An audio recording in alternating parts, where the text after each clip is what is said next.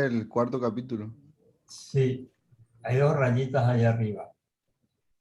Bueno, para contrarrestar la implicación frecuencial, nos es preciso comenzar por detectar cuál es el presupuesto ontológico esencial. Esta implicación, en efecto, no es verdadera, sino en un caso muy preciso y según una hipótesis ontológica singularmente fuerte, puesto que conjuga el ser de lo posible y el ser de todo. Porque este razonamiento probabilístico no es válido sino a condición de que lo posible a priori sea pensable bajo el modo de una totalidad numérica. Hasta ahí habíamos llegado. ¿Se me escucha bien? Sí. Bueno. Ciertamente, la implicación frecuencial no tiene necesidad de determinar con precisión el cardinal de los posibles concebibles para funcionar y seguir siendo legítima. Dos puntos. Cuanto más se suponga que el número de esos posibles concebibles exceda el número de los posibles experimentados, entonces más fuerte será la aberración probabilística y en todos los casos es evidente que hay inmensamente más posibles concebibles que posibles experimentados. Incluso no importa saber si esta totalidad de posibles es finita o infinita, porque lo infinito no es un obstáculo a la aplicación de probabilidades. Un objeto, aún dado directamente en la experiencia, puede ofrecerme en efecto la ocasión de un cálculo probabilístico sobre el infinito. Esta infinitud, vinculada con el carácter continuo del objeto considerado, no anula la posibilidad de formular una evaluación positiva del acontecimiento investigado. Tomemos, por ejemplo, el ejemplo de una cuerda homogénea de longitud determinada que sufre una atracción equivalente en cada uno de sus extremos. Me es posible calcular la probabilidad positiva de que se rompa en uno de sus puntos, aunque estos puntos de ruptura sean teóricamente infinitos en la cuerda, puesto que los puntos carecen de dimensión. Para evitar la paradoja según la cual la cuerda no podría romperse en ninguno de sus puntos, puesto que los puntos de la cuerda que supuestamente carecen de dimensión, tienen todos solo una chance sobre infinitas de ser el punto de ruptura. Basta con elegir un segmento de esa cuerda tan pequeño como se desee para que las probabilidades puedan aplicarse nuevamente de un modo igual de eficaz que en el caso en el que el número de posibles fuera un número entero natural. Hay una cita a pie de página para una introducción clara a las probabilidades discretas y continuas aplicadas a un número finito o infinito de casos posibles. Boursin comprender las probabilidades valencianas.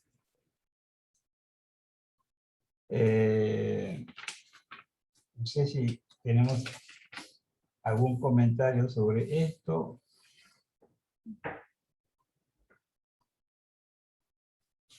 Estamos en el campo de las matemáticas y las probabilidades.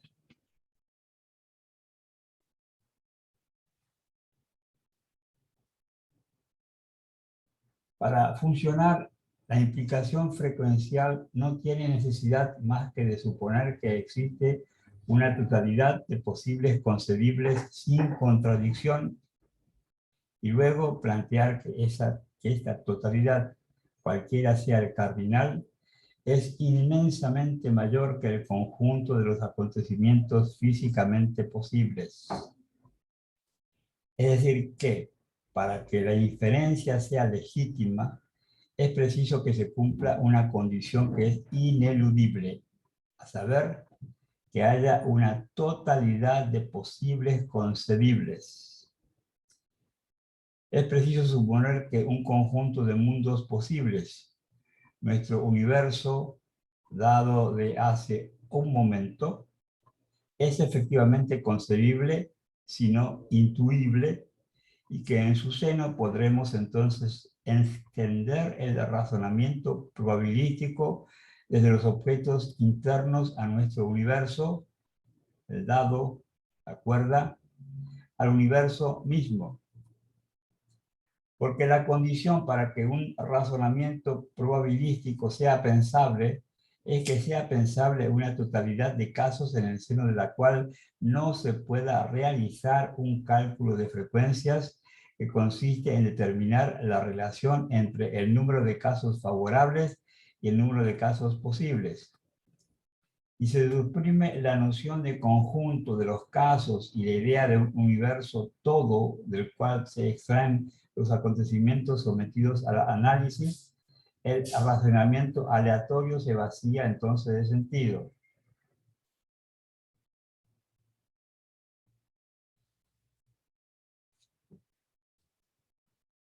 El razonamiento aleatorio, es decir, la noción misma de azar, en tanto que ese azar está sometido al cálculo de frecuencias, presupone así la idea de totalidad numérica.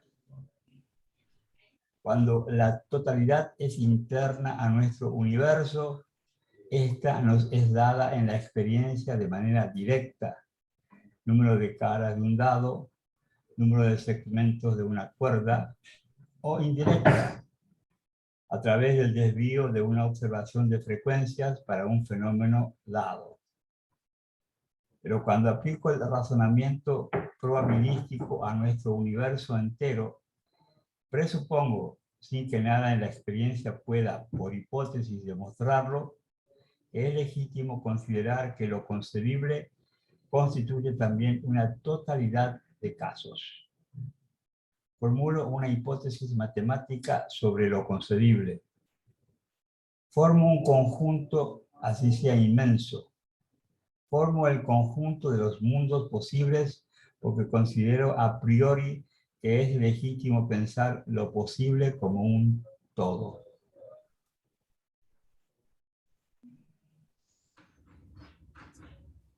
Esa sería la Habría que hipótesis básica, ¿verdad?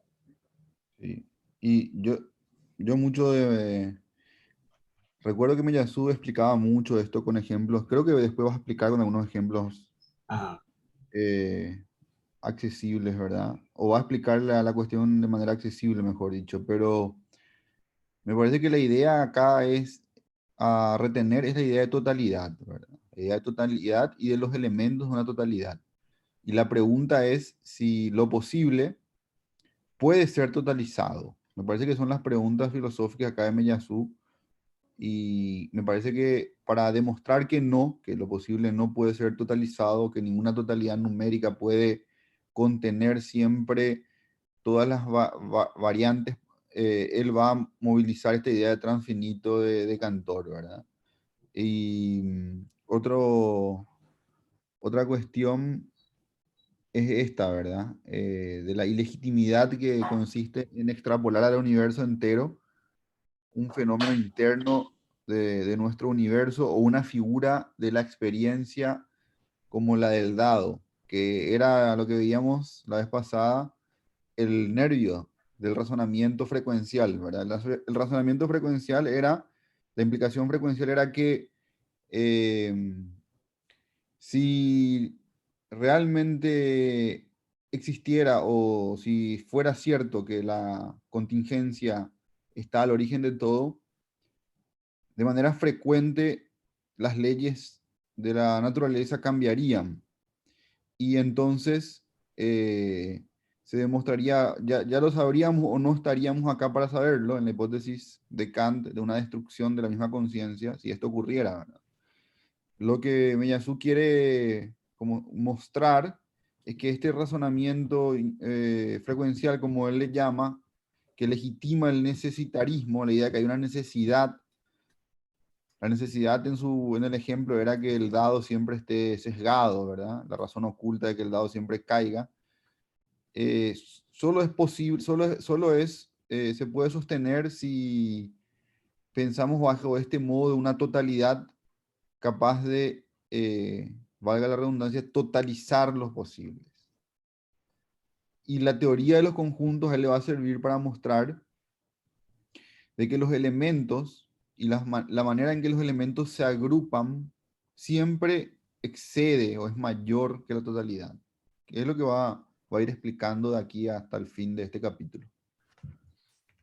José, una cosita antes de continuar. El Aclaro ejemplo, antes que me pregunte que esa es la idea filosófica general que yo capto. Después el detalle matemático yo no manejo. Por ahí alguien que maneja más matemática y puede echar luz. el tema del cambio climático, que hoy se discute mucho, antropoceno, todo el mambo, se piensa que es un cambio radical justamente de de la implicación frecuencial, podemos decir, de Meillassoux, ¿verdad? Sí. Pero con una connotación, un plus moralista, ¿verdad? Que el hombre es el culpable, por eso antropoceno, ¿verdad? Son modificaciones del hombre, ¿verdad? Producidas Yo sobre la conozco, naturaleza. claro, yo Yo conozco, sí. trato de interpretar esto, trato de llevar una idea actual tratando de aplicar la Meillassoux, ¿verdad?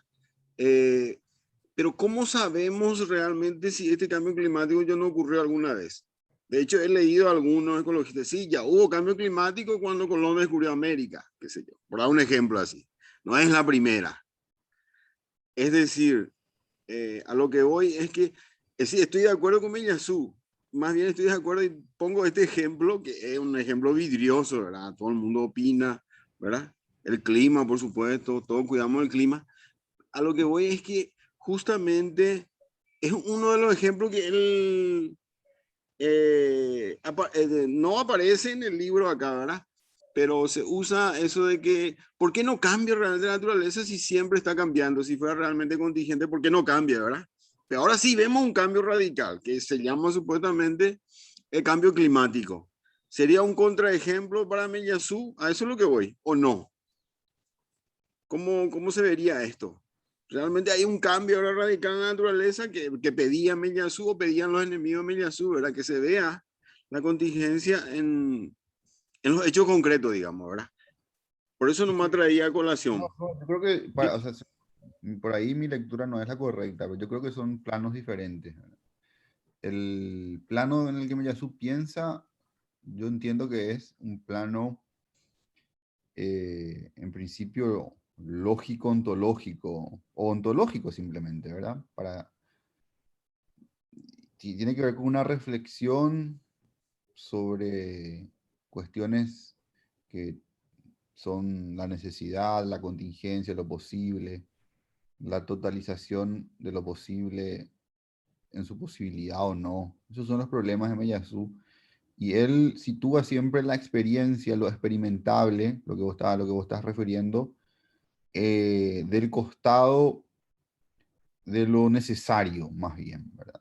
Porque finalmente el cambio climático es explicado, no es objeto de estupor ni de misterio, entiendo yo, ¿verdad? La comunidad científica tiene una serie de hipótesis y de razones o no para explicar, supongo, ¿verdad? Y después esta figura antropoceno yo conozco más bien por Bruno Latour. A mí se me hace que es como, esta figura es como, yo sé, me animaría a decir que le chocaría a Miyazu porque es una correlación hecha mundo, ¿verdad? Porque el antropoceno para Latour creo que designa una etapa, una mutación geológica en donde ya no tiene ningún sentido nuestras viejas categorías de naturaleza y cultura. Porque lo propio del antropoceno y lo propio de esta crisis para Latour es que eh, la interacción entre el hombre y la naturaleza ha generado una nueva etapa incluso geológica, en donde ya no se puede asignar a ningún fenómeno climático ni natural razones meramente naturales o razones meramente culturales humanas. Es como una superación de estas viejas biparticiones de la modernidad. De hecho, Latour tiene otro libro muy interesante que se llama Nunca fuimos modernos, donde él demuestra que estas biparticiones naturaleza-cultura, eh, interior-exterior, que la modernidad eh, dice inaugurar, en la práctica nunca funcionó así la ciencia, esa es su tesis, nunca funcionó así la investigación bajo esta categoría. Por eso nunca fuimos modernos.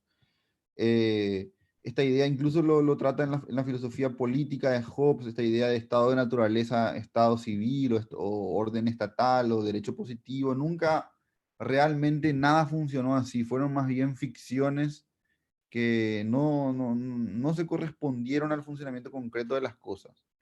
Yo no sé, no, más que eso no podría decir sobre tu pregunta, Cristina. A mí me gustaría decir algo. Están mis chicos acá, entonces va a haber ruido de interrupción, por si acaso. ¿Me escuchan bien, verdad? Sí, sí, sí. Sí. Bien, estábamos, la otra vez en el ISEF hubo una charla de un exalumno mío muy interesante, ¿verdad? Él como alumno, digamos, un buen intelectual, era sobre las implicancias filosóficas de la física cuántica de Heisenberg. ¿Mm? Y una de las cosas que, por ejemplo, me llamó la atención a propósito de Miyazo, es que tú tienes una física que funciona acá en la Tierra, perfectamente medible, perfectamente cuantificable, y que funciona, que podríamos decir en grandes términos que es la física de Newton. Hija, ya, pues, para acá. Que es la física de Newton. Sin embargo, esta física no funciona, digamos, en el espacio exterior. Ahí funciona una física, ¿verdad?, como la de Einstein. O sea, una física relativa que tiene también, ¿verdad?, otros presupuestos y otros axiomas. Coinciden en determinadas cosas, pero es distinta, digamos. Axiomáticamente es distinta. Y está también la física subatómica, que es todavía más distinta, porque se esperaba, ¿verdad?, que al interior del átomo funcionasen ciertas reglas que no funcionan. Entonces, bueno, en base a esto, en realidad ahí uno encuentra que el planteamiento de Miyazo, en donde todo podría ser, ¿verdad?, distinto a como es, en realidad podría funcionar y está hace rato incrustado, ¿verdad?, en la física. O sea, está ahí. Pero la respuesta que me doy, y por eso, ¿verdad?, creo que tiene relación con lo que decía Cristino, la respuesta que me doy es que si bien es cierto eso, tan bonito, hijo, si bien es cierto eso, se está buscando en los tres ámbitos un principio de necesidad, de todas maneras, aunque en la física subatómica Heisenberg la haya llamado incertidumbre, pero siempre opera buscando un principio, algo que se dé por necesidad, aunque sea verdad, en el caso subatómico sea distinto a lo que se vive acá en la Tierra o a lo que es en el espacio. Entonces, estoy entendiendo que ahí la crítica de Miyazo o el aporte, porque esto ya podría estar, ¿verdad?, por así decirlo, enunciado o explicado o tratado por la misma física, yo creo que el aporte ahí es en cuanto a que quiere derrotar incluso la búsqueda de la necesidad. ¿Mm? Porque por más que tenga ese principio, y ahí entra la probabilidad, en la física cuántica entra muy fuerte, y también el observador, como lo hemos visto, o sea, el observador altera lo observado. Entonces ahí entra la probabilidad porque no se puede predecir, ¿verdad?, ni la velocidad ni la posición de una partícula. Y sin embargo, creo, ¿verdad?, que se sigue buscando, que la ciencia sigue ahí con el sueño de la necesidad. Entonces, me da la impresión de lo que ay, ay, ay, mi hija. Me da la impresión de lo que trata de hacer Miyazu es justamente más de fondo. ¿Mm? Es más del suelo, por así decirlo. Eso es lo que quería acotar. Espero que se haya entendido algo con toda la interrupción que tengo. Como para terminar la idea, ¿verdad? Creo que este cisma se viene dando como hace rato, pero acá en la filosofía está arribando justamente a un territorio ontológico y desde ahí va a mostrar un cambio todavía más radical y más profundo, que es un poco la misión, ¿verdad?, que Miyazu se autoimpone, por así decirlo. Esa es la idea que quería decir. Bueno, ahora me muteo y escucho. Claro, en este capítulo dice algo así como lo que vos decís, César, como que podemos cambiar de axiomática, podemos ir a una u otra, pero el problema siempre va a ser interrogar o interpelar a este principio de necesidad, a este principio de razón. Y ahí lo que está en juego también es la autonomía de la filosofía para Meillassoux, yo creo. Yo creo que Meillassoux es un defensor de la autonomía de la filosofía. Es alguien que cree que el discurso filosófico tiene un lugar preciso, que no es ni sierva de la teología, ni sierva de la ciencia, ni sierva de la política, sino que tiene un papel irreductible, ¿verdad? Tiene un papel irreductible por los problemas, porque los problemas que tiene son irreductibles, porque sus preocupaciones son irreductibles y son inasimilables a los de la ciencia, la teología o la política. Yo así leo a Meillassoux como alguien que tiene siempre bajo el horizonte la defensa de la autonomía de la filosofía como discurso. Te puede gustar o no ese proyecto, pero ese es el suyo, ¿verdad? Y habrá que discutir con él en todo caso.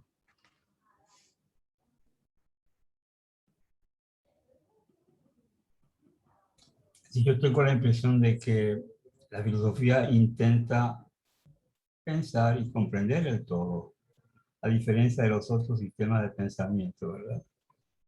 Por eso me parece capital.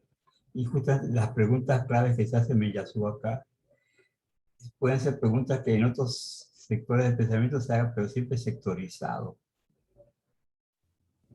¿Cómo se piensa la totalidad? ¿Cómo se piensa, ¿verdad? Por eso me parece muy importante esto, ¿verdad? Y que se meta con la matemática, que sería un pensamiento también ambicioso de abarcar el todo, a su manera, ¿verdad?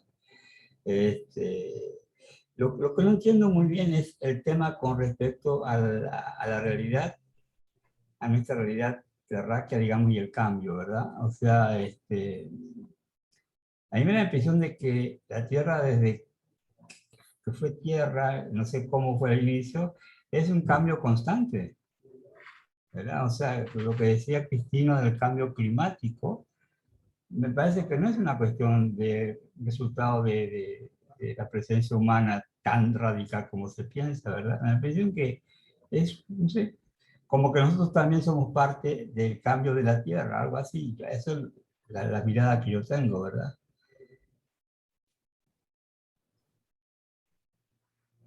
Bueno, voy a seguir leyendo. Ahora bien, semejante totalización de lo concebible no puede ya desde ahora en más ser garantizada a priori. Sabemos en efecto, y esto desde la revolución kantoriana del conjuntismo, que nada nos permite afirmar de esta manera que lo concebible es necesariamente totalizable. Porque un elemento esencial de dicha revolución consistió en la destotalización del número, destotalización cuyo otro nombre es transfinito. En este punto, la obra mayor de Alain Badiou, y en primer lugar el ser y el acontecimiento, fue para nosotros decisiva. Una de las tesis esenciales de Badiou, en efecto, es aquella que sostiene, a través de sus propias prescripciones, el alcance ontológico del teorema de Cantor, de modo tal de develar la pensabilidad matemática de la destotalización del ser en tanto que ser. Aunque no interpretamos el alcance ontológico de dicha destotalización del modo en que lo hace el propio Badiou, es gracias a su proyecto singular que hemos encontrado los medios para sustraernos de las condiciones ontológicas inherentes a la inferencia necesitarista. Porque una de las líneas de fuerza del ser y el acontecimiento reside en la liberación de los límites de la razón calculante a través de las matemáticas mismas, gesto más potente que la crítica exterior del cálculo en nombre de un régimen supuestamente superior del pensamiento filosófico. Por ello y por bastantes otros aspectos de su pensamiento, Alain Badiou revisó en profundidad las decisiones inaugurales de la filosofía misma, porque no hay escansión primordial de la filosofía desde Platón que no haya pasado por una nueva comprensión de su alianza originaria con las matemáticas. Creemos que él también ha convocado a cada cual a explicarse de nuevo acerca del sentido del lazo privilegiado entre dichas discursividades. Hay una palabra que yo no conozco, y es porque no hay escansión primordial de la filosofía.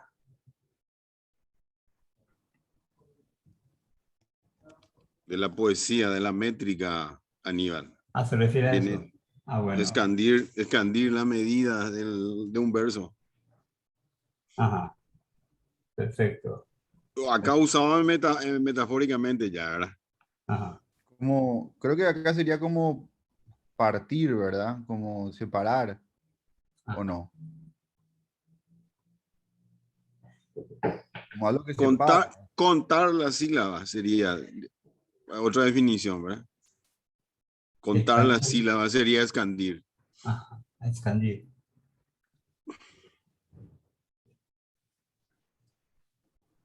Por nuestra parte, en un primer momento hemos intentado ser fieles a dicho gesto a través de la siguiente tesis. 2 puntos. Existe un camino matemático susceptible de conducir a una distinción rigurosa de la contingencia y del azar, y este camino es el de lo transfinito. Para ser más concisos y lo más claro posible acerca de la cuestión de lo transfinito, podemos formular las cosas del siguiente modo. Hay una cita a pie de la página. Aquí nos podemos remitir a las meditaciones siguientes de El Ser y el Acontecimiento, las meditaciones 1 a 5, 7, 12 a 14 y sobre todo la meditación 26, que trata sobre la pluralización de las multiplicidades infinitas. Bueno, la acción, voy a retomar eso porque acá hay 2 puntos para que tenga sentido. Para ser más concisos y lo más claro posible acerca de la cuestión de lo transfinito, podemos formular las cosas del siguiente modo. 2 puntos. La axiomática estándar de los conjuntos, o la teoría llamada ZF por Zermelo Fraenkel, progresivamente elaborada en la primera mitad del siglo XX a partir de los trabajos de Cantor, contiene como una de sus propiedades más destacables la pluralización inclausurable de las cantidades infinitas. Intuitivamente, lo que denominamos el teorema de Cantor enuncia en efecto lo siguiente. Dado un conjunto cualquiera cuente sus elementos, luego compare este número con el número de los posibles reagrupamientos de esos elementos, de A2, de A3, etcétera, pero también los reagrupamientos de A1 o incluso el reagrupamiento de todos idéntico al conjunto de su totalidad. Usted obtendrá entonces siempre el siguiente resultado. El conjunto B de los reagrupamientos o partes de un conjunto A es siempre más grande que A, así A sea infinito. Acá hay un pie de página que es bastante largo, lo voy a leer. Sí, porque ese pie de página como que explica lo que estaba desarrollando, ¿verdad? Esta idea de que los elementos de un conjunto, en la posibilidad que tienen de reagruparse de diferentes maneras, siempre excede, es más grande, excede a la totalidad. O sea, ese sería el tema de la pluralización de los elementos, ¿verdad? De que la totalidad no puede nunca contener La totalidad no puede nunca contener lo posible. Por lo tanto, el ejemplo del dado, este dado que tiene 6 caras, sobre el que podemos hacer un cálculo de probabilidades, con esta axiomática de Cantor se derrumba para Meillassoux. O sea, lo que podemos pensar del dado sería algo limitado, mientras que acá lo que está diciendo que se mantiene un infinito de infinitos con las diferentes Claro, porque reagrupaciones. el dado puede tener 6 caras, Sí, pero no podés vos decir que esa es la totalidad de lo posible, porque claro. vos tenés que, por ejemplo, vos podés agrupar la cara 1 con la cara 2 y eso es otro subconjunto, la cara 3 con la 4, después puedes agrupar 1 a 1, después puedes hacer un subconjunto de todos los lados posibles y siempre los elementos incluidos en esa supuesta totalidad o en ese supuesto dado van a ser mayor al dado mismo. Por lo tanto, el cálculo de probabilidades no tiene sentido si tomamos en cuenta este principio, ¿verdad? El cálculo de posibilidades tiene sentido solo en un contexto interno al de la totalidad, pero no podés aplicarlo a todo el universo, es menos lo que yo entiendo que Meillassoux quiere decir. ¿Puedo comentar un segundo? Creo que lo que está planteando básicamente es que si tú consideras una unidad como totalidad, siempre la sumatoria de todos los conjuntos resultantes de las partes al fragmentarlo va a ser mayor que esa totalidad, digamos, Claro. porque Claro. incluye la combinatoria. Ahora, creo que ahí hay un tema también de que lo hablábamos con César el otro día, de cuando tú un universo lo conviertes en cosa, lo objetualizas, puedes convertirlo en un objeto en algo, digamos. O sea, resignificas el todo de alguna manera. Retotalizas. En el fondo, si yo agarro el todo y lo pongo arriba de una mesa, si es que se pudiera hacer semejante cosa, al ponerlo sobre algo ya entiendo un todo nuevo, digamos. Voy armando incrustaciones al resignificar el tamaño, porque si se entendía que era todo, era todo. Hay un truco en términos de que es un todo cognoscible, que es lo que hacía Meillassoux cuando decía, vale, lo que Kant y Hume consideraban todo era solo una cara del dado. Ahí me estoy poniendo por detrás de ello y considerando el todo una parte nomás. Entonces, el teorema de Cantor siempre está montado sobre esa lógica, que no es otra cosa que cosificar, que objetivar cosas que considerábamos todos. Y creo que la episteme está metida en el meollo del asunto, digamos. Porque implica decir que Kant y Hume tenían una concepción de todo que es parcial, que no era realmente un todo. O sea, que conocían una parte de un todo que yo estoy viendo, porque hay un más afuera, digamos, es unirse más atrás, de algún modo, a mirar un todo más grande. Pero aún en el ejemplo, Mauricio, que vos ponés, que vos resignifiques una nueva totalidad, esa totalidad tiene también siempre ya la posibilidad de ser desbordada por los elementos que vos decidís que le pertenecen. Hay como una posibilidad siempre, ¿no? O sea, según entiendo, la cuestión es que lo posible nunca puede ser atrapado. Lo posible nunca puede no puede haber clausura de lo posible. Me parece que Claro, ese es el rol que juega. Sí. porque la operación de incrustación que se hace es la que te permite ponerte atrás. Es un poco este meme que le comentaba a César el otro día. O sea, hay un tipo apuntándole con una pistola a otro, y viene otro y le apunta al que estaba apuntando, y viene otro desde más afuera y le apunta al que estaba apuntando al otro. Esa operación que desde el mundo de la psicología cognitiva quizás se llama recursión, bueno, es lo que según Chomsky define la lógica del lenguaje, digamos. La recursión como operación de ponerse detrás de nuevo, de resignificar un todo como parte, convertirlo en parte. Y estoy de acuerdo, o sea, si esa es una propiedad del pensamiento, la puedes hacer siempre que tengas una cosa a la que referir. No sé Sí. si me explico, o sea, siempre que pueda referir a una cosa, voy a poder hacerme más atrás, es decir, desbordar el sema al que me estoy refiriendo de algún modo, si lo dijéramos en semiótico o en lingüístico. Y bueno, para Chomsky eso es la propiedad que distingue al lenguaje humano del resto de las otras especies, de algún modo. Entonces, lo que hace Cantor es básicamente ocupar esa operación, y es lo que está describiendo Meillassoux en este caso. Creo que es súper interesante asociarlo a esa estructura del pensamiento que un poco ha sido ya más o menos mapeada desde la ciencia dura y la lingüística hace rato que le están dando. Me parece una operación interesante de concebir, porque en ese sentido Meillassoux lo que estaría planteando, si me apuran, es que esa operación de recursión, del salirse de, es lo que da la inagarrabilidad, por decirlo en términos burdos, o la incosificabilidad del pensar de algún modo. O sea que siempre puedes volver a mirar desde afuera. Casi como una Totalmente. figura fractal, decís, Mauricio. Parece También. así cuando hablas. Te había preguntado acá en el chat, pero me estoy animando a hablar aquí. Porque el fractal tiene esa relación parte todo que va como aproximando o no aproximando y siempre es recursiva, así siempre tiene, dependiendo de cómo lo mires, vuelve a comenzar infinita. Y como él habla del transinfinito, yo creo que tiene más que ver, tiene Claro. alguna relación mayor con esto y no tanto con el dado, ¿no?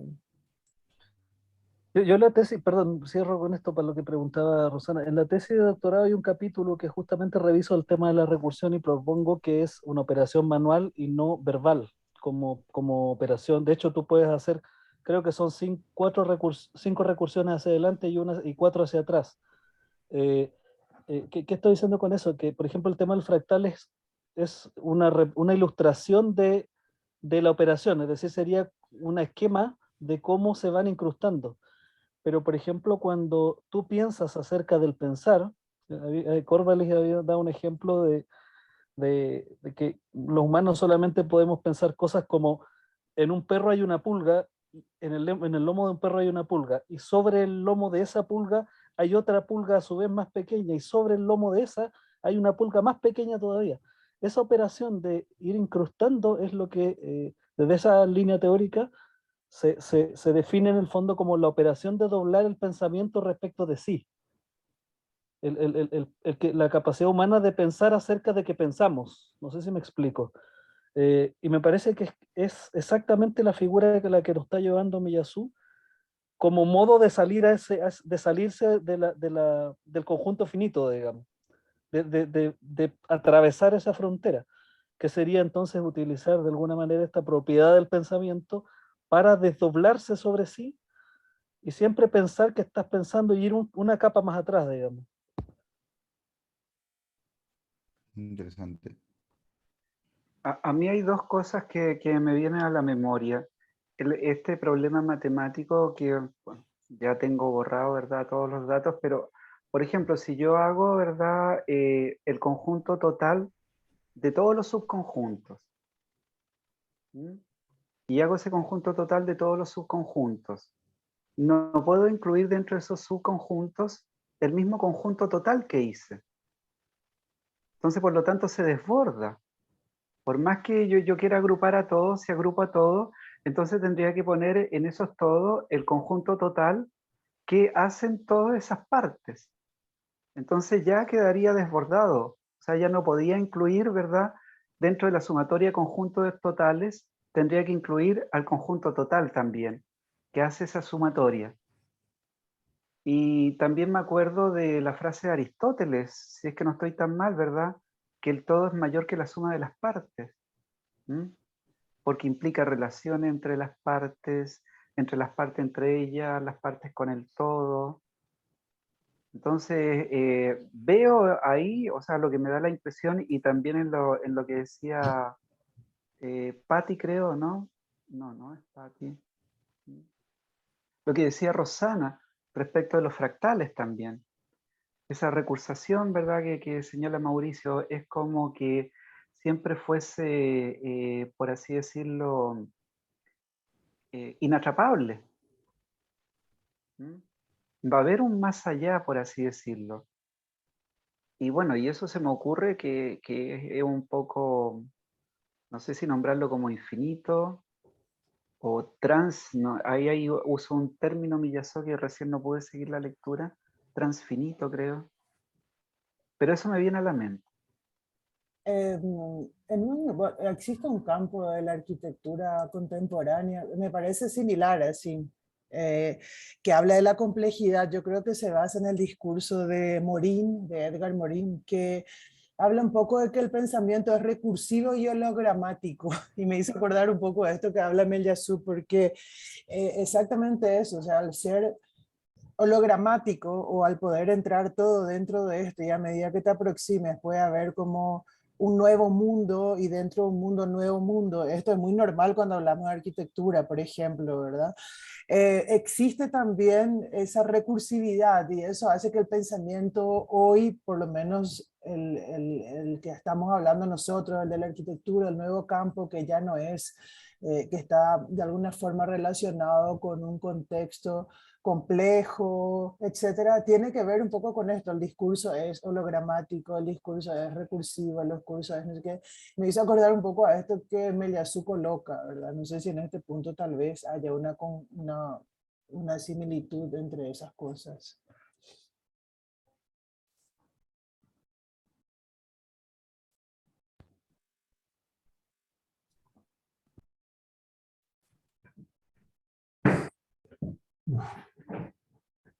Bueno, voy a continuar entonces. Ahí dice, voy a retomar un poco, ¿verdad? Usted obtendrá entonces siempre el siguiente resultado, 2 puntos. El conjunto B de los reagrupamientos o partes de un conjunto A es siempre más grande que A, así A sea infinito. Entonces, podemos construir una sucesión ilimitada de conjuntos infinitos, cada uno de los cuales tiene una cantidad de elementos superior a la cantidad del conjunto cuyas partes reagrupa, sucesión que denominamos serie de Aleph, o incluso sucesión de números Dale. cardinales transfinitos. Te interrumpo porque creo que sería bueno leer el pie de página ese. Me Bueno, parece que ahí se explica perfecto. bastante. Sí, cómo no, cómo no. Sí. Dice, tomemos, por ejemplo, un ejemplo simple, susceptible de dar al lector no matemático una idea más precisa del teorema de Cantor. Un conjunto B es considerado en la axiomática conjuntista como una parte de un conjunto A si todos los elementos de B pertenecen igualmente a A. Sea un conjunto A igual 1, 2, 3. Es decir, un conjunto que tenga 3 elementos. Sea B el conjunto que incluye a todas las particiones de A, conjunto que se anotará igualmente P entre paréntesis A.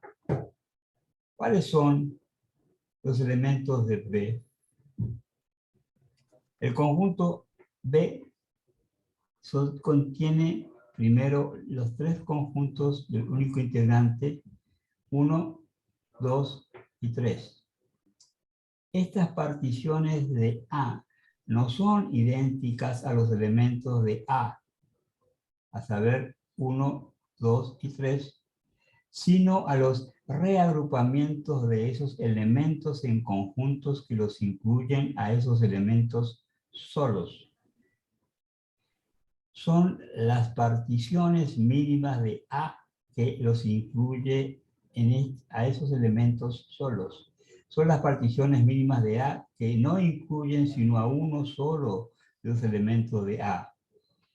Luego vienen las particiones en el sentido más usual del término, las que incluyen 2 de los 3 elementos de A, 1, 2, 1, 3, 2, 3.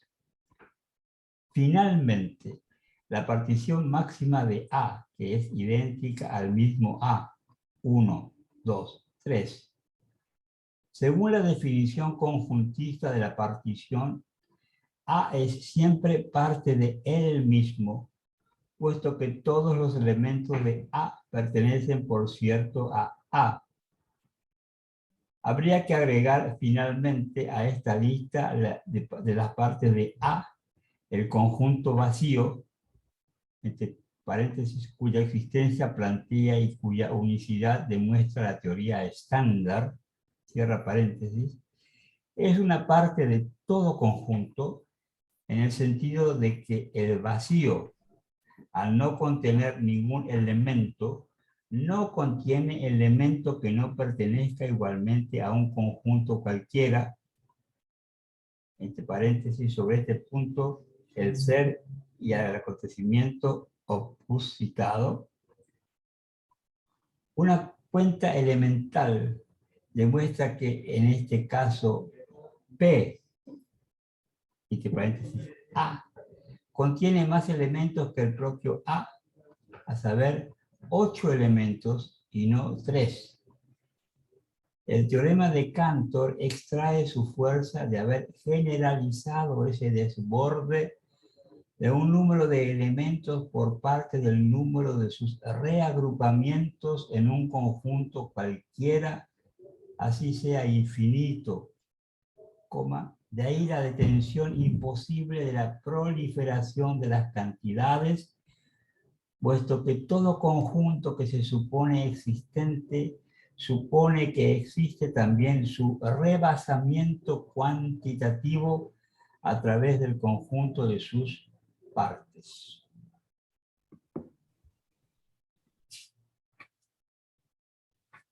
Bueno, ahí terminó la cita al pie de página. Entonces, voy a retomar la lectura, ¿verdad? Entonces, podemos construir una sucesión ilimitada de conjuntos infinitos, cada uno de los cuales tiene una cantidad de elementos superior a la cantidad del conjunto cuyas partes reagrupa, sucesión que denominamos serie de Aleph, o incluso sucesión de números cardinales transfinitos. Pero esta sucesión no puede ser totalizada, es decir, pasible de ser reunida en una cantidad última. En efecto, comprendemos que semejante totalización cuantitativa, si existiera, debería permitir su propio rebasamiento siguiendo la vía de los reagrupamientos parciales. Los puntos.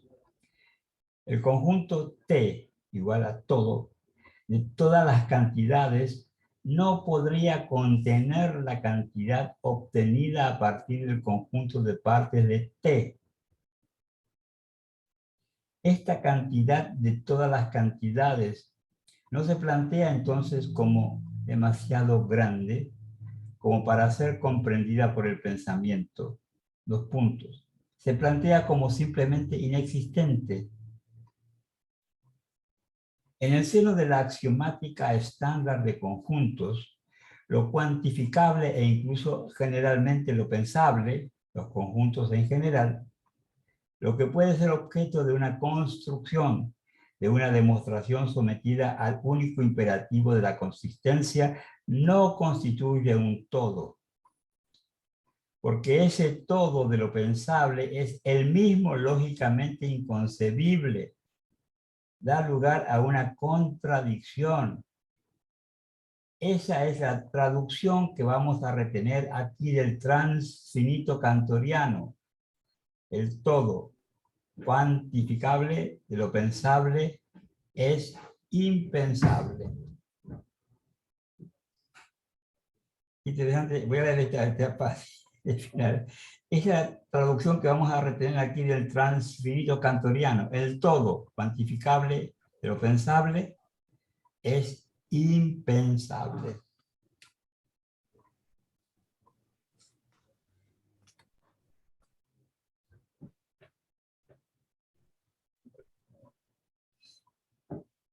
Continúo. Algo que me parece interesante también decir acá es que Miyazu, creo que dicen unos, creo que lo leíste, Daniel, en algunos párrafos anteriores, que él busca mostrar que,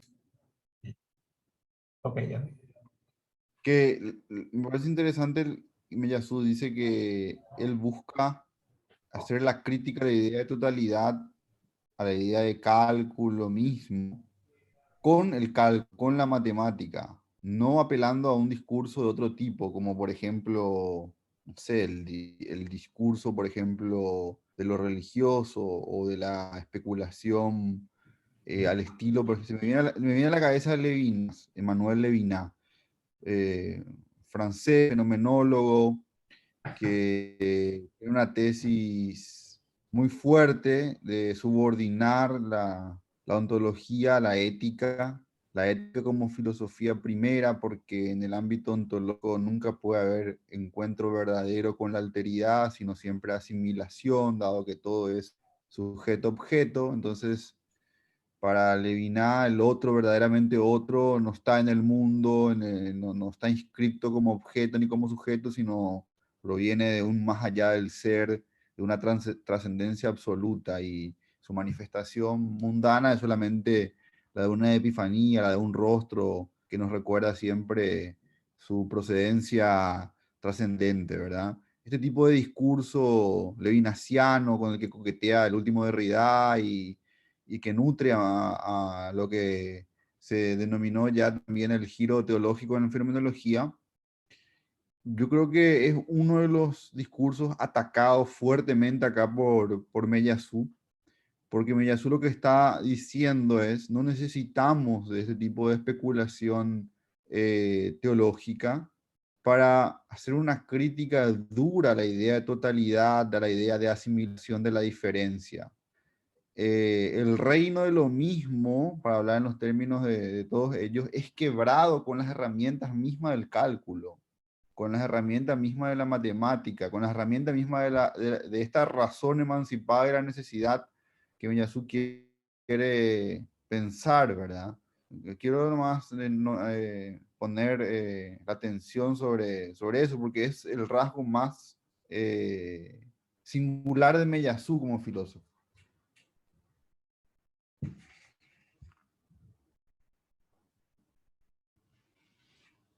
Sí, gracias José, porque yo entiendo lo que estás diciendo y eso me aclara bastante, ¿verdad? Me aclara Me bastante. recuerda un poco al el antecedente sería Badiou atacándole al Heidegger, al tercer Heidegger oscuro, digamos, con argumentos también matemáticos, me parece, ¿verdad? Es como que, che, Sí. vos divagás mucho, pero no tenés realmente un soporte. Yo por lo menos tengo la matemática, ¿verdad? Que es aburrida, pero tengo un argumento concreto. ¿Quién es Me parece que Cristino? es A quién te referís, Cristino? Badiou, creo que es el que Ah, siempre le ataca a Heidegger con argumentos matemáticos en casi ajá. todos sus libros, los libros políticos, los libros ontológicos, todos. Pero porque ahí el gesto es no tanto decir a Heidegger tus problemas son una falopa o tus problemas son boludeces o una vaguedad o una especulación sin sentido. No, tus problemas también, pero yo te puedo demostrar un camino de resolución de esos problemas con estos instrumentos, que son los del cálculo, los de la matemática, los de la teoría del conjunto. Y yo creo que, de hecho, Meillassoux es uno de los, su mentor filosófico es Badiou, él lo reconoce claramente. Y lo que me parece que hace también Meillassoux es decir, bueno, hay determinados problemas que determinados filósofos plantean. Crítica a la totalitaria, diría Adorno, crítica a la asimilación de la diferencia, lo mismo, diría Levinas Derrida. Todos estos problemas son problemas filosóficos, o la diferencia ontológica entre el ser y el ente, son problemas, está bien, que están bien formulados, pero yo los voy a resolver no renegando de la razón, no renegando del cálculo, no renegando de la filosofía, en tanto filosofía, sino con la razón, con el cálculo y con la filosofía, y con el principio de no contradicción. Entonces, lo que Yasu quiere mostrar es que que pueden haber problemas bien planteados por lo que se conoce como posmodernismo, pero la respuesta es racional. Y esa respuesta racional es mucho más radical y subversiva, incluso, entre comillas, si se quiere, que los de estos filósofos del todo otro, o de la alteridad absoluta, de la trascendencia, que solo puede irrumpir como acontecimiento, bla, bla, bla, ¿verdad? Miyazu quiere mostrar que no hace falta salir de los elementos mismos de la ilustración, del iluminismo. No sé, esto es una lectura mía, ¿verdad?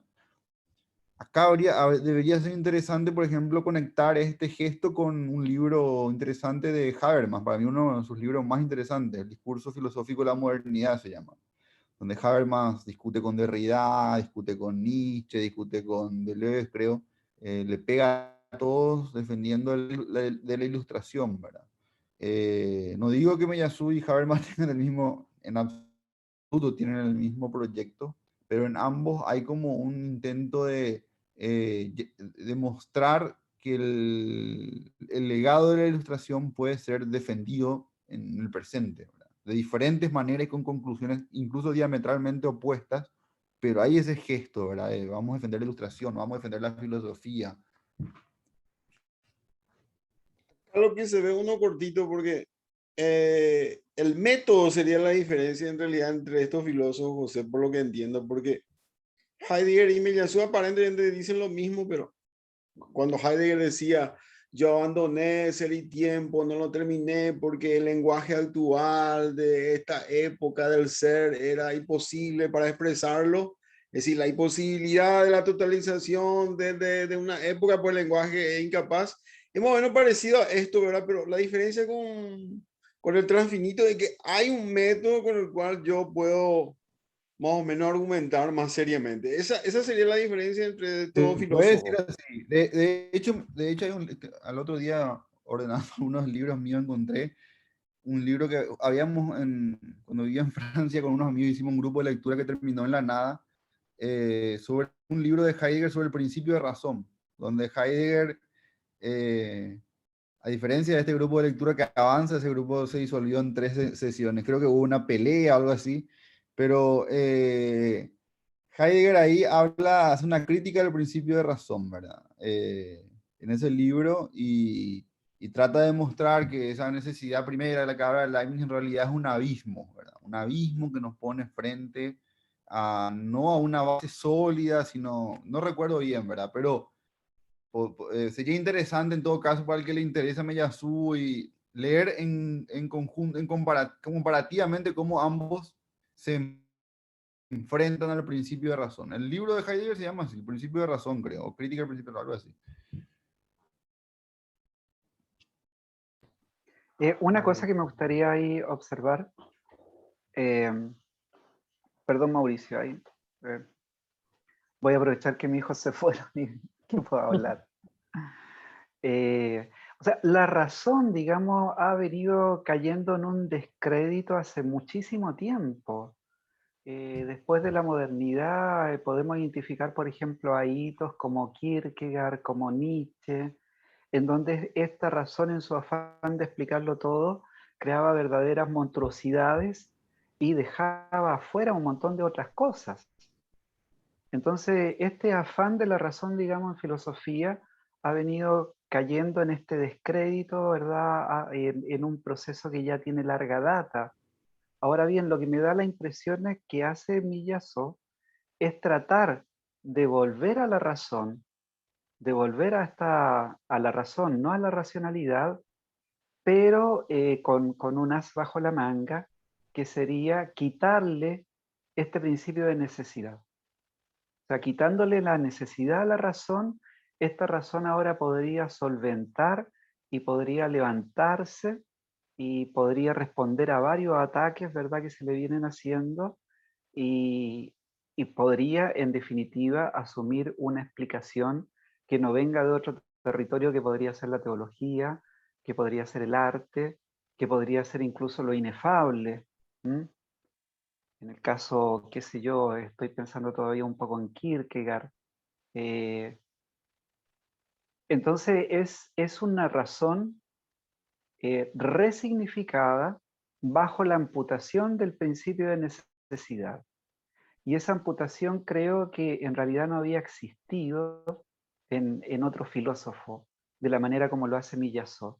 Porque si pensamos, por ejemplo, en Schopenhauer y la irracionalidad, o si pensamos, por ejemplo, en Unamuno, que también dice que la razón es irreconciliable con la vida, justamente siguen dentro de un esquema en donde tratan de expulsar la razón como el elemento que puede explicar la totalidad de la realidad. O sea, la razón va a explicar ciertas cosas, pero hay cosas que se le van y que no puede decir.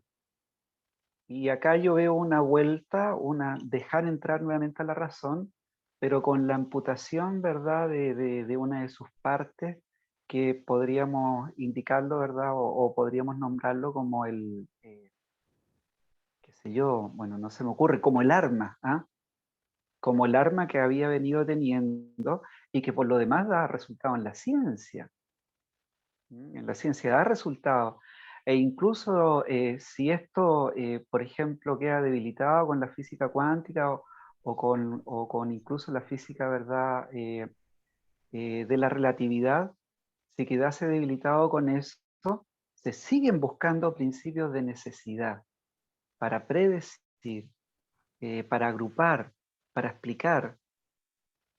Entonces, nuevamente veo que el cambio ahí que hace Miyazo es invitar de nuevo a la razón a la casa, como aquello, como el instrumento válido para explicar, pero ahora la tenemos de otra forma, ¿verdad?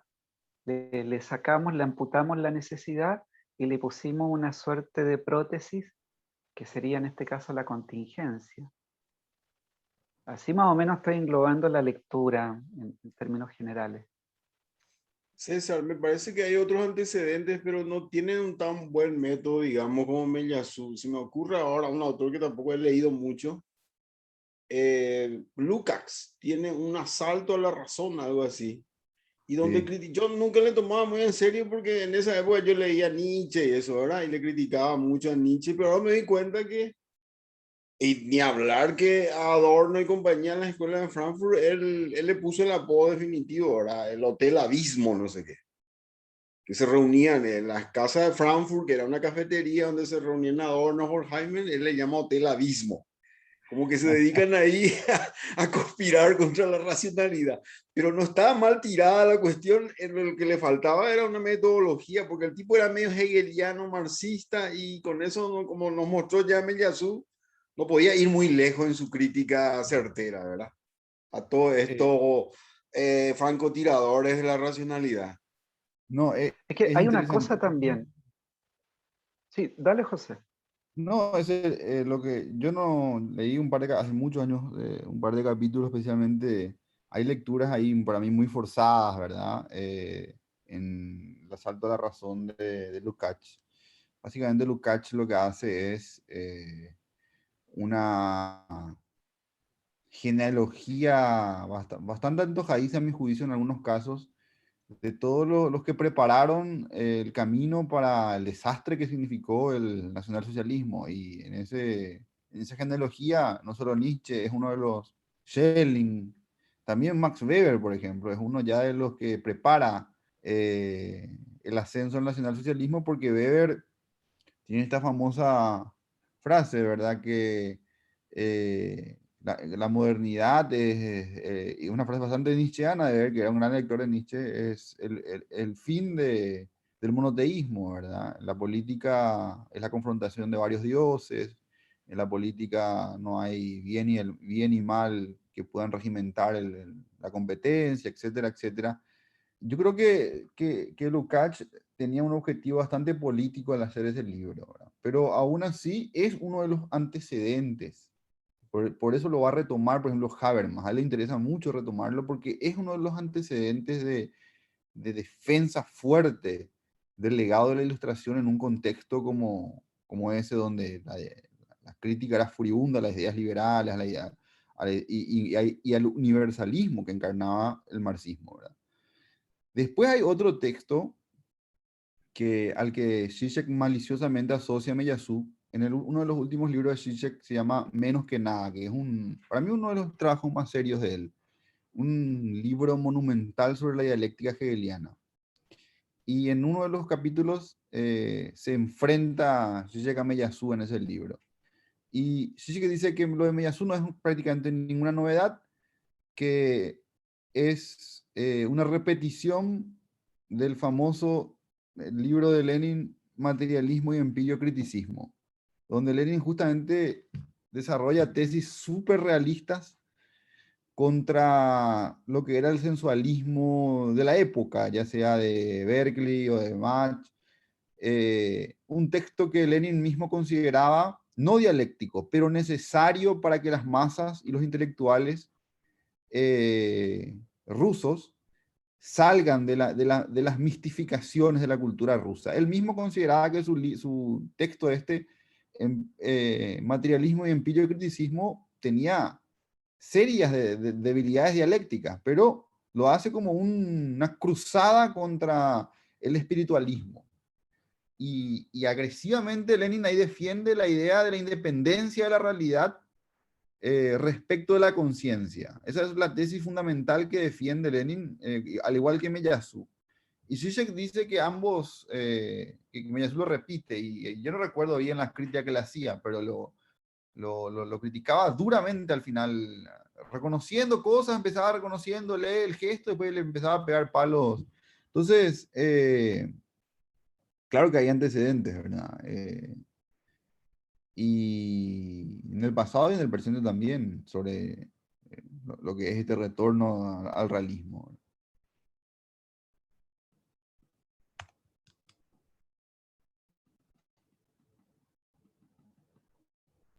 Mauricio quería decir algo hace rato, ¿no? Mauri.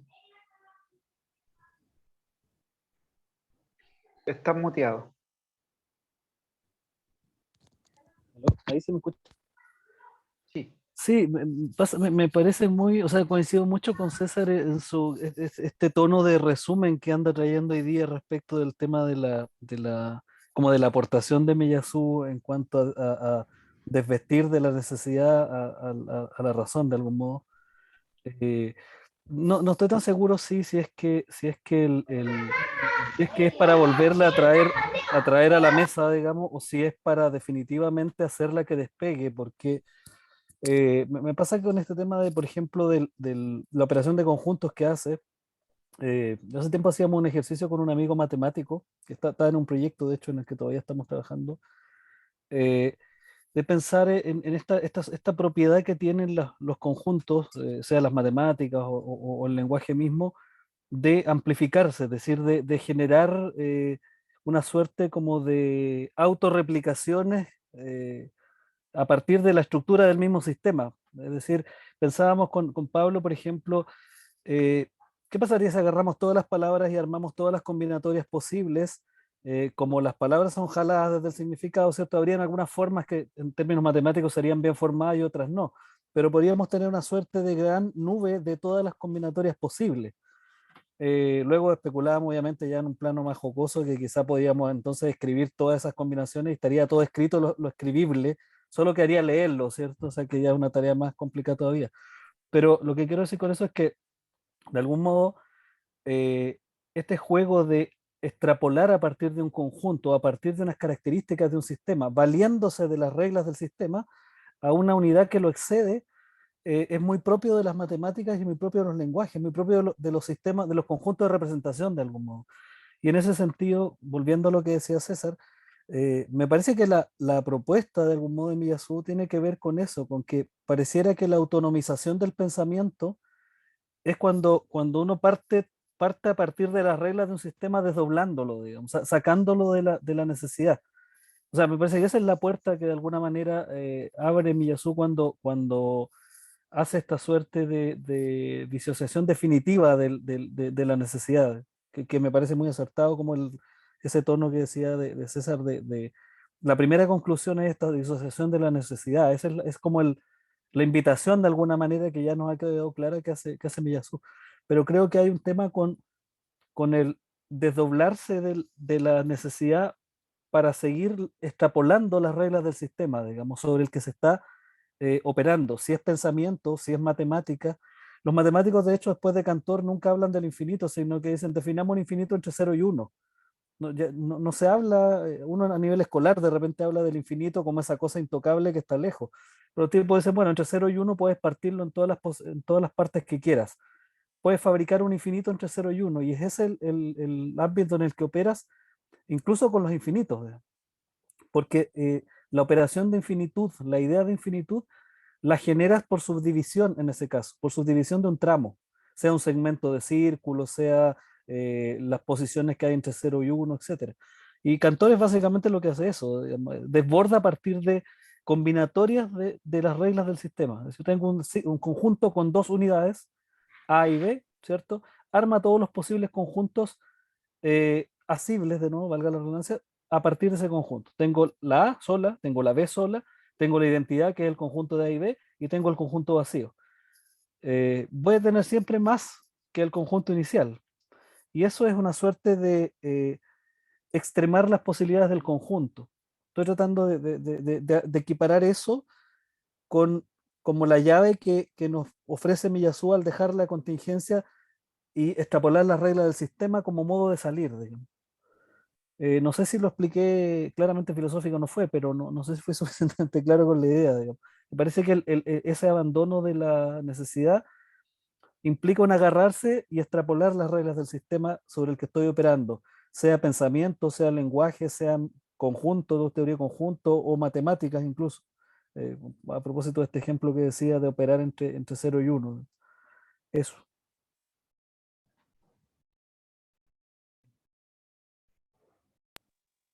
Entendí mejor ahí el problema de los conjuntos, ¿ah? Con la explicación que da Mauricio. Muy, muy clara, para mí también. Muy clara y muy interesante.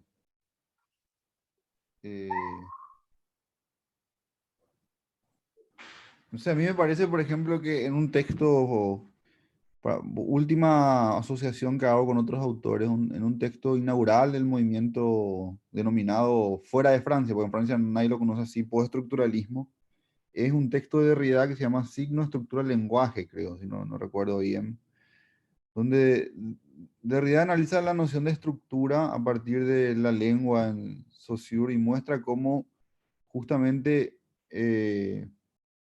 esta idea de que el signo en Saussure siempre tiene un valor opositivo, que nunca tiene un valor en sí, sino solo se define en oposición a los demás signos de un sistema, necesita de alguna manera una clausura para que este juego positivo pueda darse y cada signo tener un valor por oposición a todo el resto de los demás. Pero lo que dice Derrida es que esta clausura es siempre como condición de posibilidad y de imposibilidad al mismo tiempo. Entonces, acá yo creo que hay como un gesto parecido en el sentido que Derrida dice, nunca vamos, la deconstrucción no significa salir del sistema, sino significa ver sus márgenes, sus indecibilidades, como él dice. Pero me parece que Miyazu saca conclusiones como mucho más radicales, no se queda en la aporía, como que lo postula directamente, los elementos desbordan el sistema. Es una tesis, ¿verdad? No es simplemente los agrupamientos de los elementos exigen un cierre, pero al mismo tiempo lo imposibilitan, como lo diría Derrida. La posibilidad infinita de agrupamientos que tiene un sistema ya siempre pide una totalidad, pero esta totalidad es imposible. Que es el juego que siempre hace Derrida aporético, ¿verdad? Me parece que hay un juego parecido a Miyazu, pero sin ambigüedad, me parece, no sé. Es lo que lo pienso en voz alta también, para mí mismo en este momento. Pero se me vino esto cuando explicaba Mauricio la cuestión de los conjuntos. Es en realidad el nuevo realismo, es un realismo fuerte. Fuerte, es una ontología, ¿verdad?, que pretende restituir la realidad en el sentido fuerte, radical. Y bueno, podríamos seguir haciendo relaciones. Yo ahí pienso en subir, pero está en otro contexto. Pero bueno, sí, eso nomás quería decir. Sí, solo una cosa, es que está muy interesante la conversación, pero tengo que volver al libro porque si no termina uno en cualquier cosa. El tema de la discretitud de las unidades, básicamente el que le alude José con el tema del lenguaje, que en mi concepción lo asocio a la respiración y a otras categorías más anatómicas, es justamente piedra angular del asunto, porque, eh, claro, ahí radica una de las críticas importantes a la estructura de Saussuriana del lenguaje, digamos. Desde esa estructura aspectualizante, es decir, con unidades semánticamente recortables, respirables o decibles, eh, lo que te queda son hacer combinatorias nomás de esas unidades, digamos. Y esas combinatorias siempre van a exceder a la realidad representada de algún modo. Entonces es tremendamente interesante eso, porque lo que se le escaparía a esos mecanismos de significado en el caso del lenguaje saussuriano es el continuo, que es lo que se pretende, lo que sí se puede buscar en las matemáticas donde la operación es cuantitativa. Cuando uno fabrica ese infinito entre 0 y 1, lo que estás buscando es el continuo. Y llegas, puedes dividirlo, si lo fragmentas, fabricar un infinito de fragmentos o una unidad continua, que desde el lenguaje saussuriano no puedes ir al continuo. O sea, el lenguaje saussuriano por definición es combinatoria de espectrualidades, por definición es discreto, digamos.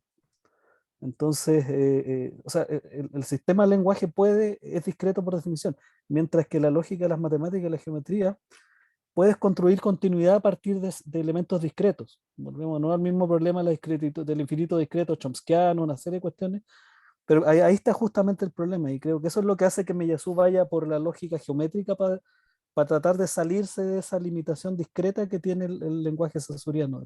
O sea, uno lo puede agarrar desde varios lados, como mencionas tú desde la lingüística, yo lo veo ahí, digamos. Si lo mencionas desde la geometría, pues puedes llegar por otro lado al mismo problema, ¿no? Pero es tremendamente interesante cómo unidades discretas, que eso es completamente chomskiano, pueden configurar conjuntos infinitos. Esa es la infinitud discreta que propuso Chomsky en el 76, creo que fue, y que es la base de la computación hoy día, en el fondo.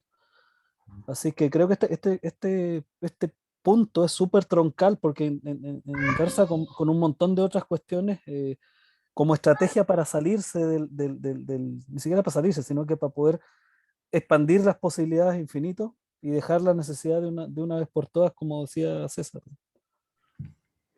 Y no hablo más. Hay una última cosa que me gustaría decir para continuar la lectura. Fíjense que acá hay un supuesto que... Voy a meterme la pieza.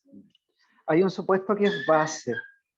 Y ese supuesto base es que, en cierto sentido, el infinito, por ejemplo, es aprensible igual. Ah, lo tengo ahí entre el 1 y el 2. Es aprensible. Decir, ¿verdad?, que no, la razón no responde a un principio de necesidad y que está abierto a una contingencia, es aprensible también. Ahora que yo no lo pueda explicar o que se me vaya, ¿verdad?, no sé, toda la vida en tratar de explicarlo, toda la vida en tratar de ubicarlo, pero hay una cuestión epistemológica ahí, y que son fenómenos aprensibles. O sea, acá yo tengo, ¿verdad?, el cubito, tengo la distancia entre el 1 y el 2 y tengo un infinito. Y representable. Sí, representable. ¿Mm? Y claro, y mira, estaba usando, ¿verdad?, ahí la palabra en alemán Vorstellung, representación. Y representación es justamente, en alguna medida, quiere decir que es aprensible, o sea, lo tengo. Ahora ve tú a explicarlo, ve tú a saber cómo es su mecánica, etcétera, etcétera. Pero hay una cuerda tendida ya, una cuerda que está ahí. Y lo que quiero hacer visible es que está ahí, o sea, es aprensible. No es nada que se nos escape tampoco. Más bien su mecánica, qué sé yo, no sé cómo nombrarlo, pero es algo que ahí está, tampoco quiero decir definido, porque eso sería peor, pero es algo que está ahí, está ahí. Y justamente ese detalle también lo hace realista, por así decirlo. Es algo que está. Ahora que no lo puedo explicar, que lo tenga que resignificar, etcétera, etcétera, que sea problemático, todo lo que tú quieras, pero es representable, representable.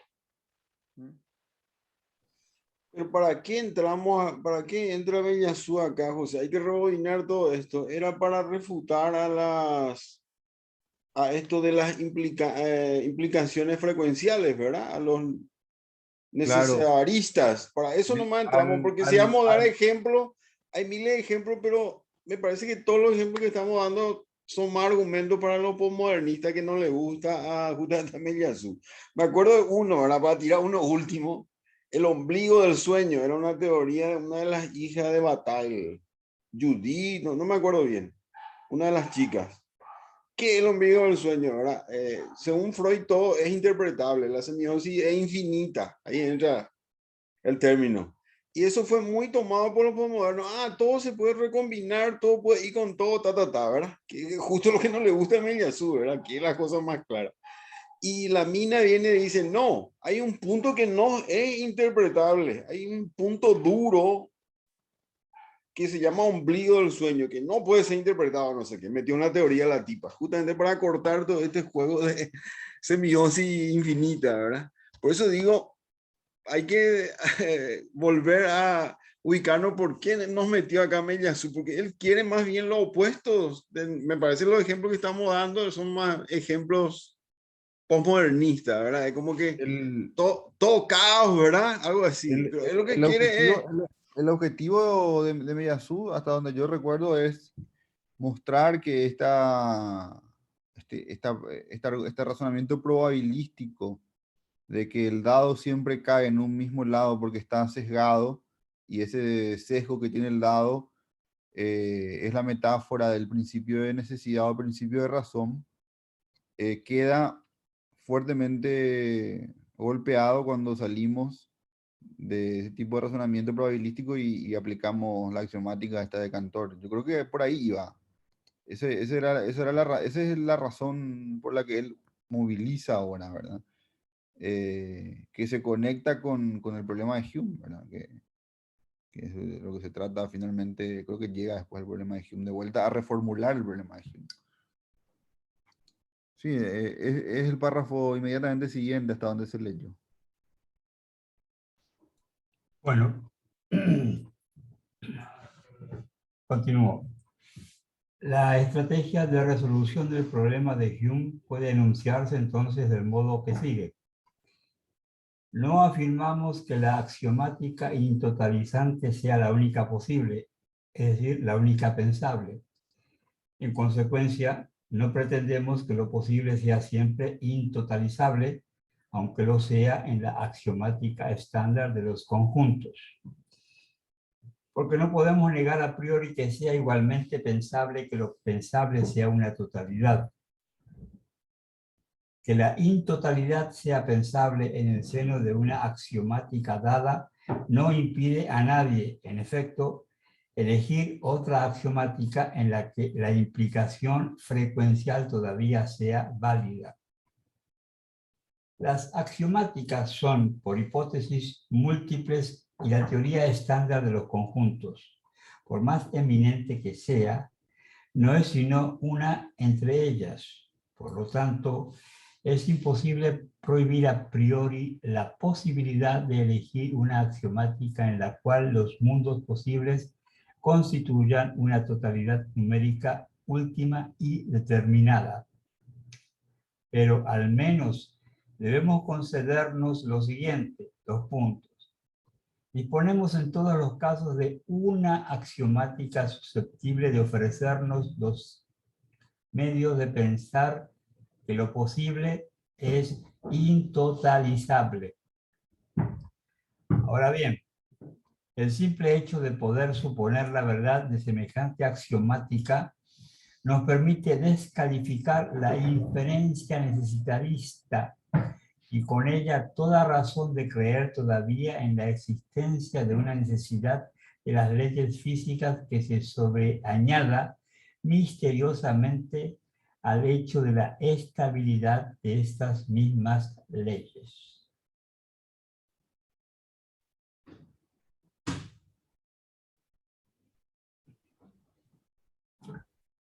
En efecto, La axiomática conjuntista nos demuestra al menos una incertidumbre esencial en cuanto al ser todo de lo posible.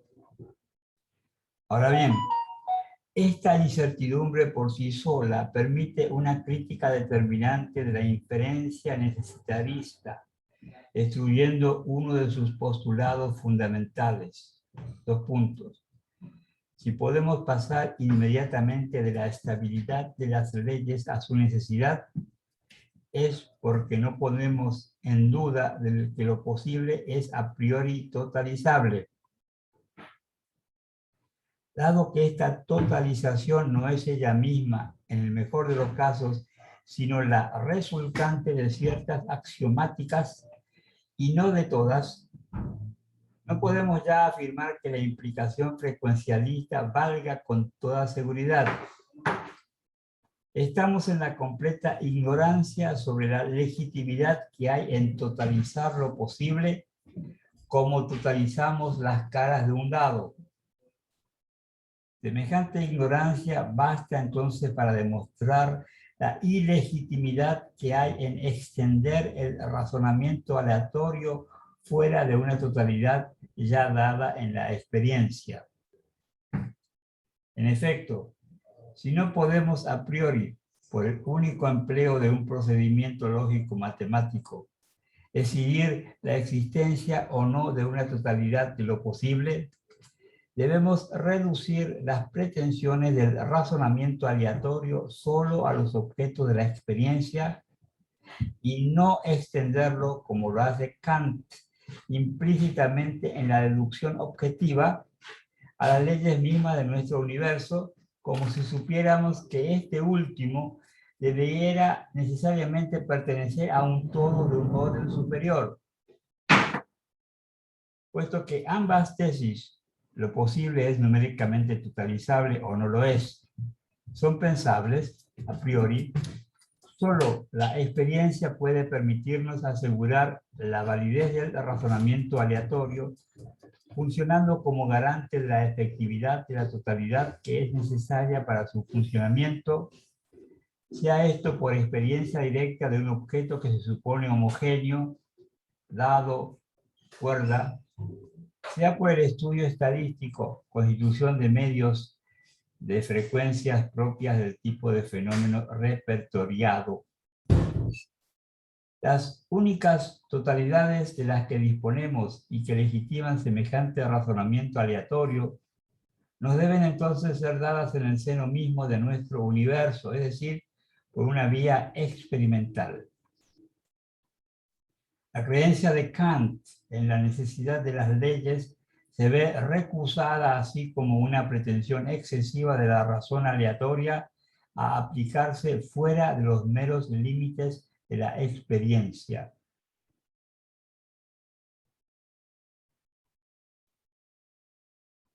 Ahí la palabra clave parece, habría que profundizar. Razón aleatoria, dice.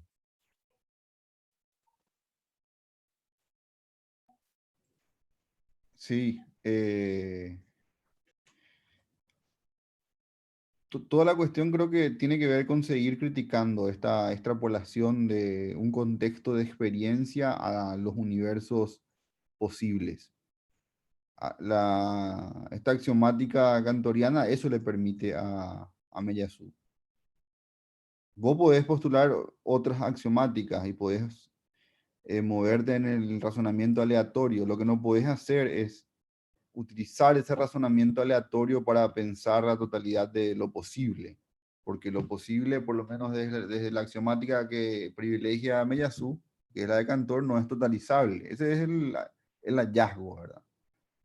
En cambio, la razón aleatoria siempre opera a partir de posibles totalizables, sobre los cuales hacer cálculo probabilístico. Entonces, lo que Meillassoux dice es que la deducción objetiva, que un procedimiento de la crítica de la razón pura de Kant, comete una arbitrariedad al extender al universo de lo posible algo que es del orden de la experiencia bien localizada de este universo. Así deduce Kant la necesidad de las leyes de la naturaleza. Y justamente lo que ataca Miyazu es la necesidad de las mismas. Y lo ataca a partir de esta axiomática kantoriana, ¿verdad?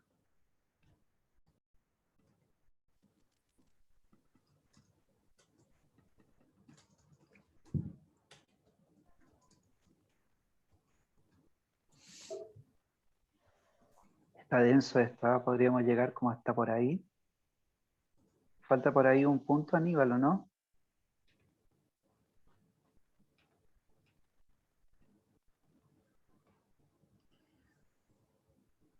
Leo la última página de la página 170, la última parte.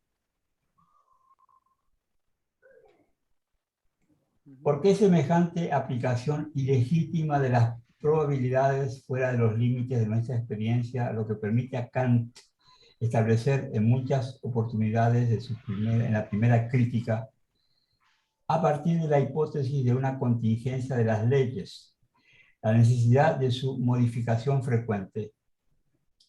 Así sucede con el pasaje siguiente, en el que es particularmente clara la inferencia a partir de la contingencia posible de la necesaria frecuencia de su efectuación. Leo la cita. La unidad de síntesis obtenida mediante conceptos, es decir, especialmente la aplicación a los fenómenos de la relación de causalidad, sería completamente accidental si estos no se basaran en un fundamento trascendental de unidad. De no ocurrir así, existiría la posibilidad de que un torrente de fenómenos invadiera nuestra alma sin que jamás surgiera de este hecho experiencia alguna. Además, desaparecería así toda relación del conocimiento con los objetos, ya que tal relación no estaría regulada por leyes universales y necesarias, y consiguientemente tendríamos una intuición sin pensamiento, pero nunca un conocimiento. Tal intuición, no poseerla, pues, absolutamente ningún valor para nosotros. Y acá hay un pie de página que dice Manuel Kant, Crítica de la razón pura, el subrayado es nuestro.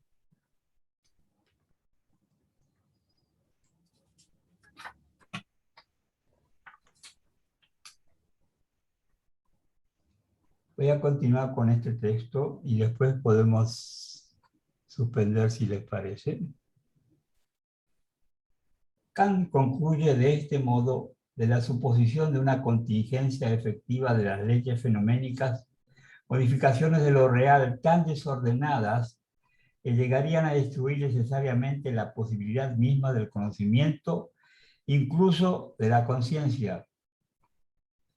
Pero, ¿cómo llega Kant a determinar la frecuencia efectiva de la modificación de las leyes que se suponen contingentes? ¿Cómo sabe que esta frecuencia debería ser tan extraordinariamente importante que destruiría la posibilidad misma de una ciencia, la posibilidad misma de una conciencia? ¿Con qué derecho excluye a priori la posibilidad de que las leyes contingentes se modifiquen raramente, tan raramente, a decir verdad, que nadie habría tenido todavía ocasión de constatar este tipo de modificación? No puede ser sino con el derecho que le confiere el cálculo de probabilidades aplicado a nuestro mundo en su conjunto, y no a fenómenos dados en el mundo entonces por la totalización a priori de lo posible, de la cual sabemos desde Cantor que no se puede reivindicar desde ninguna necesidad lógica o matemática, por ninguna necesidad precisamente a priori. Y leo el pie de página. Ese rebasamiento de los límites legítimos de la razón aleatoria es también patente en el famoso pasaje sobre el cinabrio, en el que Kant, que acaba de formular la hipótesis de la ausencia de necesidad de las leyes de la naturaleza, infiere de ello lo que resultaría para esa misma naturaleza. Si el cinabrio fuera, o bien en alemán Wald, o bien rojo, o bien negro, o bien liviano, o bien pesado, Si un hombre adquiriera o bien la forma de tal animal o bien de tal otro, si en el transcurso de una jornada muy larga el campo estuviera cubierto o bien de frutos, o bien de escarcha o de nieve, mi imaginación empírica no podría nunca obtener la oportunidad de recibir entre sus pensamientos con la representación del color rojo el pesado cinabrio en Immanuel Kant, Crítica de la razón pura. Por cierto, es una modificación frecuente, entre paréntesis, una jornada muy larga basta para la producción de numerosos acontecimientos caóticos, cierra paréntesis, lo que se plantea aquí como la resultante de la contingencia de las leyes, lo que devela la finalidad misma del argumento del cinabrio. En efecto, en este pasaje se trata para Kant de demostrar que es absurdo explicar, como lo hace Hume, la necesidad objetiva de las leyes naturales solamente por nuestro acostumbramiento subjetivo a esta, porque si semejante necesidad objetiva no preexistiera al hábito que podemos tener, no habríamos tenido nunca la ocasión, según Kant, de acostumbrarnos a algún acontecimiento cualquiera a falta de una regularidad suficientemente durable de lo dado empírico.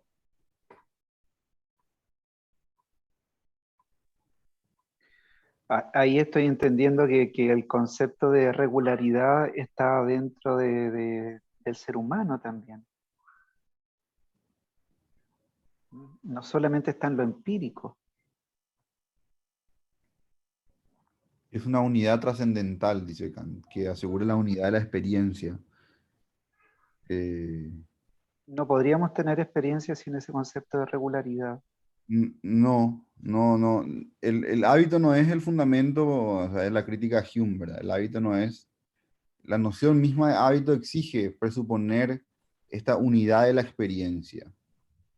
Para que pueda haber hábito, para que pueda haber continuidad y experiencia de lo mismo en diferentes momentos del tiempo, tiene que haber unidad de la experiencia, tiene que haber principio de causalidad vigente, tiene que haber un orden necesario.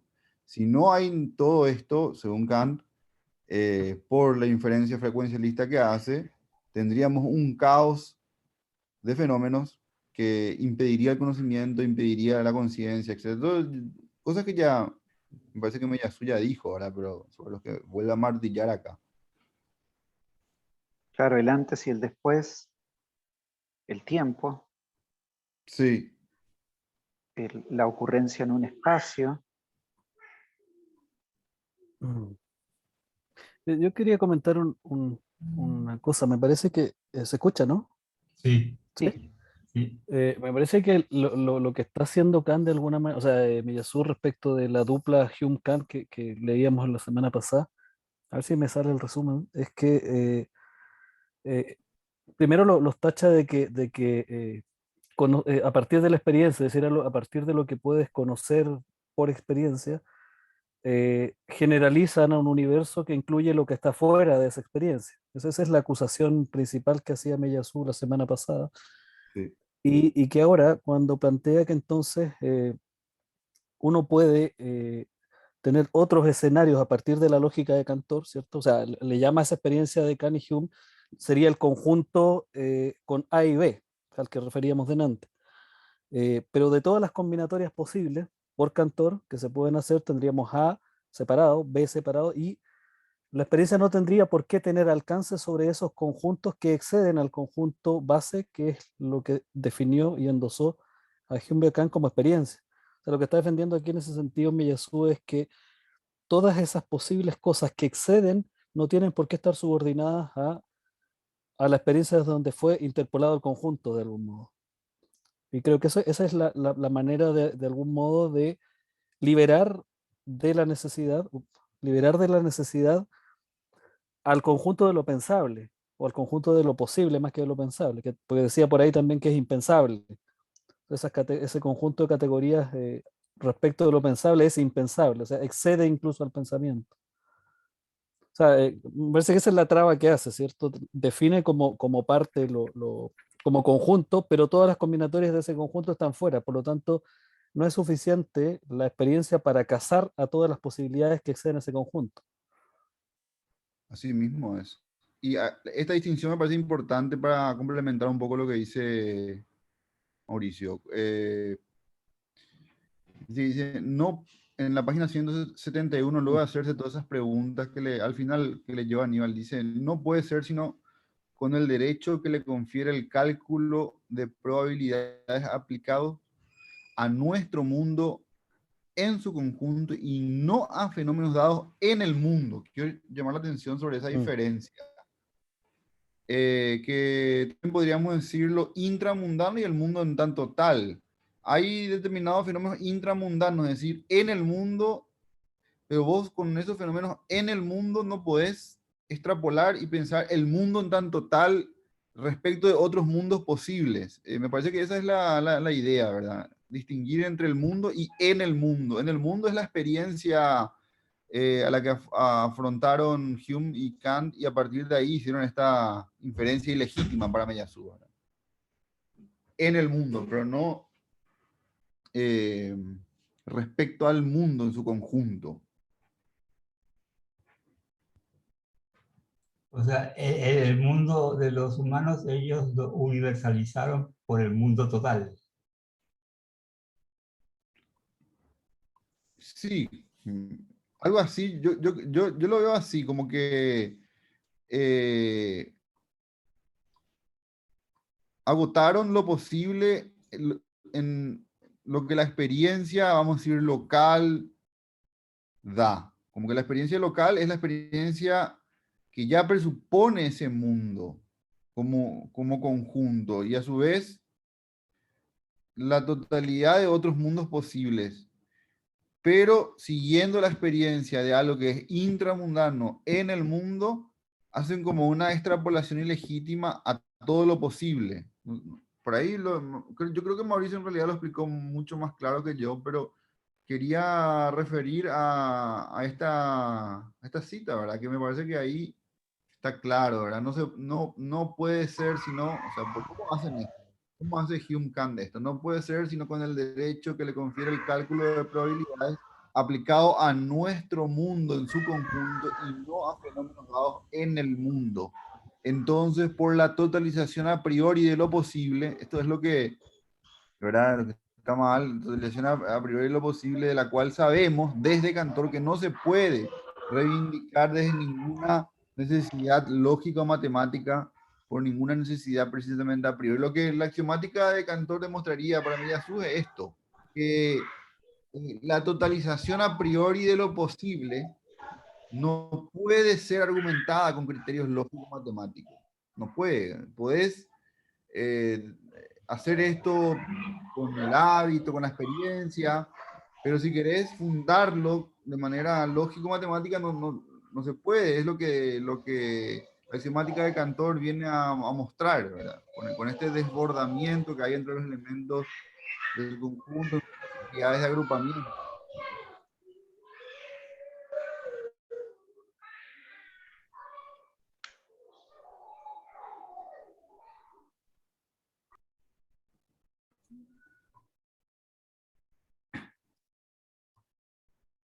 Bueno, muy bien. César. Sí, no, yo creo que lo podríamos dejar hasta ahí, ¿o no? No tengo el libro, te estaba escuchando nomás. Si es que llegamos a un punto para masticar un rato. Bueno, entonces, si les parece, ya es la hora también, ¿verdad? Estamos empezando acá en la página 172 para el próximo martes. ¿Mm? Bueno. Muy bien. Maravilla. Gracias. Muy rico hoy día. Muchas gracias. Chao, chao. Chao, chao. Se pone cada vez mejor esto. Está más intenso, sí. Muy bueno. Muy bueno. Chao, gracias. Gracias, buenas Adiós. noches. Nos vemos.